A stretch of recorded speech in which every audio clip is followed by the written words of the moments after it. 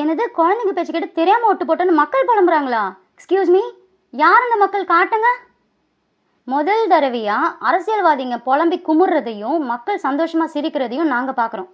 வந்து ஒரே மாசத்திலேயே எவ்வளவு சேஞ்சஸ் சட்டுன்னு முதல்வன் படம் பாக்குற மாதிரி இருக்கு எங்களுக்கு லிட்ரலி.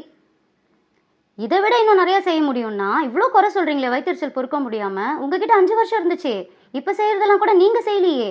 ஏன் செய்யல? ஏன் இவ்வளோ புலம்பல்ஸ்? ஏன் இவ்வளோ வயிற்றுச்சல்? நாங்க என்ன ஆத்து மேல தெர்மோகால் போட்டோமா இல்ல ப்ளீச்சிங் பவுடருக்கு பதிலாக பான்ஸ் பவுடர் போட்டோமா? எல்லாமே சரியா தானே நடந்துகிட்டு இருக்கு.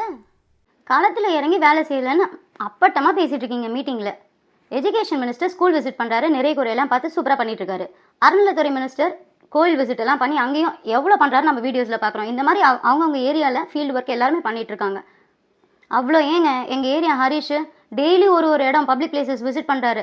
ஆறு நிலம் குட்டை மட்டை குப்பைன்னு ஒன்றும் விடாமல் சூப்பராக பண்ணிட்டு இருக்காரு. என்னங்க வேணும் இதுக்குமே இல்லை? ஏங்க வைத்தறிச்சல் பொறுக்காமல் எப்படி பேசிட்டு இருக்கீங்க? இதுதான் உங்கள் ஃபீல்டு ஒர்க்கு, களம் இதுதான். நீங்கள் சொல்கிற களம் என்ன களம்? தனுஷ் நடிச்சு ஆடுகளமா? இதில் ரீல்ஸ் ஆட்சி பண்ணுறோன்னு வேற கம்ப்ளைண்ட்டு. போகிற இடம்லாம் எப்படி கேமராமேனை தூக்கிட்டு போகிறாங்கன்னு. ஏங்க மக்களுக்கு நம்பிக்கை வரணும், நாங்கள் உங்கள் பக்கம் தான் இருக்கோம், நாங்கள் நேர்மையாக வேலை செய்கிறோன்னு ஒருத்தவங்க கேமராவை தூக்கிட்டு போய் காட்டுறாங்க. நடக்கிறது நியாயமாக இருக்குது, அதை அப்படியே காட்டுறாங்க.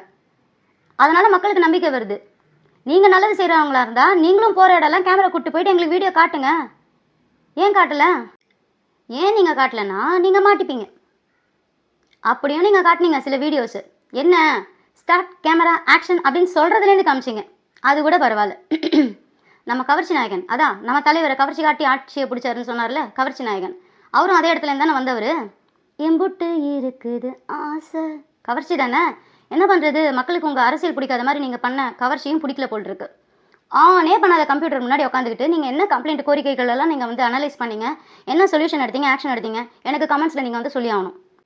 நாங்களாம் பாருங்கள் நல்லா படிச்சிருக்கோம், நேர்மையாக இருக்கும், நிறையா விஷயங்களை தட்டி கேட்குற அளவுக்கு எங்களுக்குலாம் துணிச்சல் இருக்குது. என்ன பிரைப் பண்ணாலும் எங்களெல்லாம் விலைக்கு வாங்க முடியாது. ஆனால் எந்த பேக்ரவுண்டும் இல்லை, பணம் இல்லை, எங்களால் ஒரு நல்ல தலைவர் கிடச்சும் எந்த ஒரு பணியும் போயிட்டு இன்வால்வ் ஆக முடியலையே, அந்த மாதிரி எங்களுக்கு இப்போலாம் வந்து ஒரு மாதிரி ஃபீல் ஆகுது. ஆனால் ஒரு ரீல்ஸு கூட ஃப்ரண்ட்லேருந்து கவர் பண்ணணுமா பேக்லேருந்து எடுக்கணுமா எப்படி எடிட் பண்ணணும்னு தெரியாத அளவுக்கு சர்க்கஸ் கோமாளி மாதிரி இருக்கிற உங்களுக்கு அதிகாரத்தையும் ஆட்சியையும் கொடுத்ததை நினச்சி இப்போ நீங்கள் எப்படி போய் மீட்டிங்காக பண்ணி ஒப்பாரி வைக்கிறீங்களோ நாங்களும் அதை நினச்சி ஒப்பாரி வச்சுக்கிட்டு தான் இருக்கோம். இப்போ கூட ஒரு வாய்ப்பு இருக்குது உங்களுக்கு. இந்தியாவிலேயே தமிழ்நாட்டிலேயே விரல் விட்டு எண்ணக்கூடிய பணக்காரங்களில் நீங்களும் ஒருத்தர் தான்.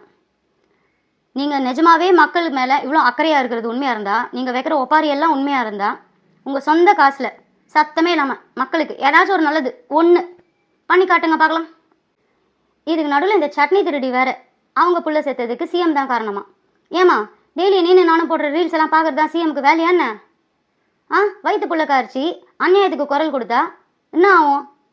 நல்லதா நடக்கும்? கர்மா இப்போல்லாம் பிளிங்கிட்டில் 10 நிமிஷத்தில் வந்து டெலிவரி ஆகுதுன்னு சொன்னால் கேட்குறியா? நம்ம அண்ணாமலை சார் பாருங்க இன்னொரு கட்சி ரெடி பண்ணுறாரு.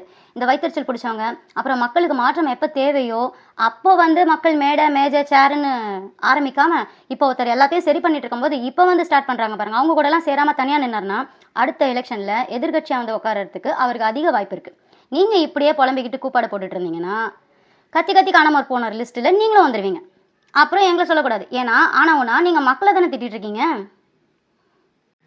இது எல்லாத்தையும் விட உச்சக்கட்ட காமெடி என்னன்னா, நம்ம ஆட்சி கவுந்துருமா, ரீஎலெக்ஷன் வருமா, திருப்பி இவங்களே ஆட்சியில் வந்து உட்காருவாங்களாம். இல்லை எனக்கு புரியல, ரீஎலெக்ஷன் மட்டும் வந்ததுன்னா அலையன்ஸே இல்லாமல் சோலோவாக மெஜாரிட்டியில் 234 அடிச்சு தூக்கி ஜெயிச்சு ஆட்சியில் வந்து உட்கார வைப்போம் நம்ம தலைவரை. இது சின்ன குழந்தைய கேட்டால் கூட சொல்லும். இவங்க எப்படி இப்படி பேசிகிட்டு இருக்காங்க, சத்தியமாக எனக்கு புரியல. இது என்ன மாதிரி வியாதியாக இருக்கும் மக்களே? இந்த வியாதிக்கு என்ன பேர்? ப்ளீஸ் யாருக்கா தெரிஞ்சால் கமெண்ட்ஸில் சொல்லுங்கள்.